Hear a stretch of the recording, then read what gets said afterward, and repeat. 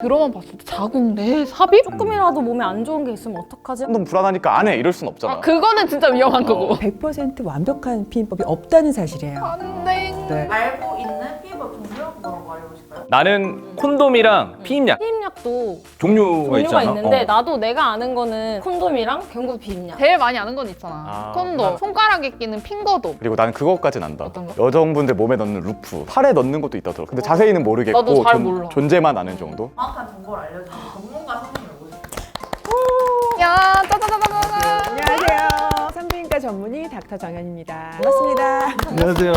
와 박사님. 박사님. 긴장된다 갑자기. 그러니까. 미리 우리 오늘 컨텐츠를 위해서 다양한 질문들을 받았다고 하는데 그 중에서 몇 가지를 골라서 한번 제가 읽어볼게요. 콘돔 써도 임신된다는 얘기가 많던데 진짜 그렇게 실패율이 그렇게 높은가요? 피임으로 콘돔만 쓰고 있어서 점점점. 그 상황이 되면 되게 뜨겁고 약간 이렇게 약간의 흥분 상태가 될 수 있잖아. 급하다고 진짜 정액바지 공기 빼는 거 그게 되게 중요한데 맞아. 그거 까먹지 말고 착용할 때만큼은 누구보다도 신중하고 냉철하고 진짜 침착하고 여유롭게. 대부분의 사람들이 딱 콘돔으로만 피임을 하잖아. 조금 더 신경 쓰는 사람들이면 콘돔을 쓰고 나서 거기다가 물을 받아본다거나 뚫린 데가 없는지 확인한다거나 딱 이 정도만 하는 것 같아. 이게 문제가 빠져버리거나 잘못된 이유로 뭐 찢어져 있다던가 구멍이 나 있다던가 이런 일이 있다고 해가지고 너무 불안하니까 안 해 이럴 순 없잖아. 그거는 진짜 위험한 거고. 이렇게 불안해하는 사람들이 많은데 진짜 콘돔이 실패율이 좀 높은가요? 가장 먼저 알아두셔야 할 것은 100% 완벽한 피임법이 없다는 사실이에요. 안돼. 콘돔을 바르게 잘 사용하면 피임률이 90% 이상이지만 일반 실패율이 18%나 되거든요. 꽤 높네요. 근데 그러면은. 생각보다 너무 완벽한 피임법이 아니라는 거죠. 대신 콘돔은 성병을 막아주는 역할을 하기 때문에 안전한 피임을 하려면 남성도 콘돔을 착용하고 네. 여성도 피임을 하는 이중 피임을 하는 것이 가장 좋습니다. 바다익선.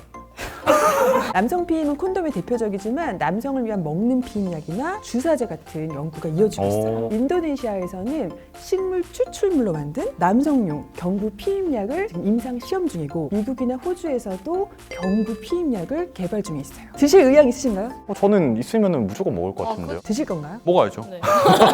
왜 눈치 보세요? 아 예. 피임약을 먹어야 한다고 해서 잘 모르고 일단 먹는 린이에요. 근데 오래 먹다 보면 내성 생겨서 나중에 임신이 안 되고 불임된다고 하네요. 근데 나는 이게 진짜 궁금했던 게 이중 피임 얘기가 나와서 그럼 남자도 콘돔을 쓰고 여자도 같이 피임약을 먹으면 되지 않냐 식으로 말을 했는데 피임약이 얼마나 부작용이 많은데 무식한 소리 한다고 유튜브 같은 데 보면은 막 부작용이 없다고 나오는 것도 많고 이래서 이게 어떤 게 맞는 건지를 모르겠더라고요. 먹는 거다 보니까 몸에 남는 게 있으면 어떡하지? 조금이라도 몸에 안 좋은 게 있으면 어떡하지? 불임도 정말 그 수많은 걱정들 중에 하나인 것 같아서. 피임약 매일 먹어야 하는 거 맞는 거죠? 매우 귀찮. 근데 이거 진짜 공감이 가는 내용이야. 뭔가를 매일 한다는 거 진짜 힘든 일인데 이거를 신경 써서 또 먹어야 되는 거잖아. 근데 만약에 까먹으면 어떡해? 피임약을 먹고 불임이 된다는 건 가장 대표적인 오해죠. 피임약은 가임력에 부정적인 영향을 끼치지 않아요. 피임약을 2년 이상 먹어도 임신하는데 어떤 중대한 영향을 미치지 않는다는 연구도 있어요. 그러면 좀 이제 당당하게 말해도 되는 거네요. 나도 쓸게.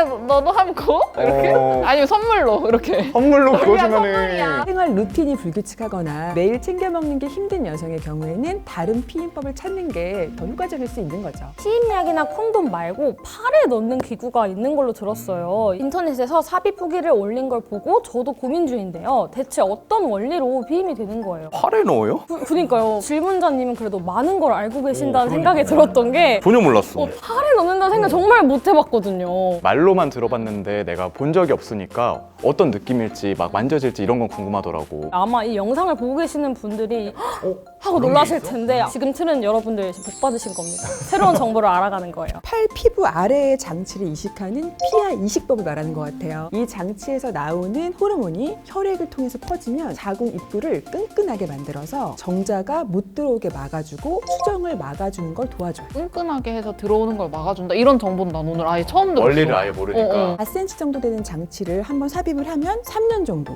피임 유지가 되고요. 피임 효과는 99% 이상으로 알려져 있어요. 피부에 삽입하는 거다 보니까 적응의 기간이 좀 필요하겠지만 불편한 정도는 환자에 따라서 조금씩 달라질 수 있어요. 자궁 내 호르몬 장치 같은 건 삽입하는 피임법이 있다고 들었어요. 질내에 삽입하는 거라 괜히 걱정도 되고 심지어 부모님은 나중에 임신 못하는 거 아닌지 걱정하십니다. 제거해도 호르몬 같은 게 남나요? 들어만 봤을 때 자궁 내 삽입? 생리컵도 맨 처음에 썼을 때는 되게 힘들고 넣는데 오래 걸린다고들 하잖아. 있잖아. 과연 아프지는 않을지, 나중에 임신에 영향을 끼치진 않을지. 임신에 대한 걱정을 하는 것보다는 나으니까 이런 거에 대해서 좀 자세히 알고 알아가는 것도 되게 중요한 것 같아. 몸에 넣는 거다 보니까 선뜻 해야겠다라고 다짐하기는 좀 어려울 것 같은데 20대 초반이거나 중반분들이 이걸 보면 너무 좋을 것 같은 게 아직은 사실 임신에 대한 생각 안 하실 수 있지만 미래를 함께 할 분이 생기면은 더 알면 좋을 것 같아서 이건 어떤 건가요? 자궁 안에 넣는 피임 방법으로는 자궁 내 시스템과 구리루프 이렇게 두 가지인데요. 자궁 내 시스템은 소량의 호르몬이 자궁 내막을 얇게 만들고 자궁 입구를 끈끈하게 만들어서 병자가 들어오지 못하게 만들어줘요. 구리루프는 구리 성분이 자궁에 염증을 일으켜서 수정란의 착상을 막아서 피임이 되는 거예요. 근데 이 두 가지는 제품에 따라서 3년 혹은 5년 동안 피임이 유지가 되고 피임 효과는 99%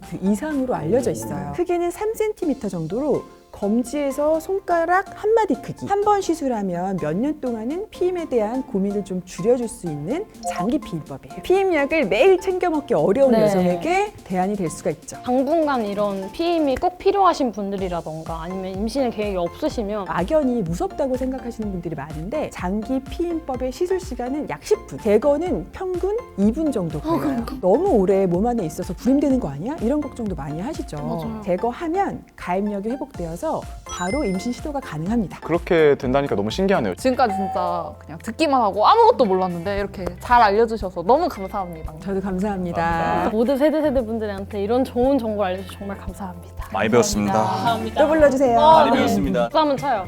우와! 나에게 맞는 피임 방법을 찾기 위해서는 병원 방문이 필요하다는 사실. 남들 하는 대로 따라하는 피임법은 당연하지 않아! 피임법 여성 질환 인식 개선을 위한 당연하지 않아 캠페인 20세들이 함께합니다. 왕! 건강한 성생활을 응원해. 화이팅! 화이팅! 으쌰으쌰.